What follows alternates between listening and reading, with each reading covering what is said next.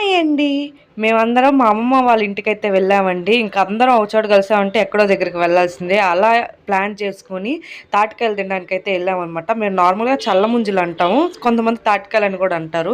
So, మొత్తం వెళ్ళిపోయామనమాట. నేనొక్కదాన్నే late అయ్యాను. కొంచెం నిదానంగా వీడియోలు తీసుకుంటూ వెళ్ళాననమాట.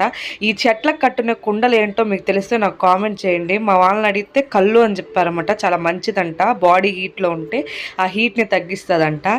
ఇక్కడేమో మా అన్నయ్య నేను చేస్తాను, నేను కోస్తానని చెప్పి ఆ కాయలనైతే వేరు చేస్తున్నాడు. కోయడం అయితే రావట్లేదు. మా మామయ్య అందరికి కోసిచ్చాడండి. ఇంక అందరం హ్యాపీగా చల్లముంజలు తినేసి ఇంక రిటర్న్ అవుతుంటే వచ్చే దారిలో మాకు ఈతకాయలు కనపడ్డాయండి.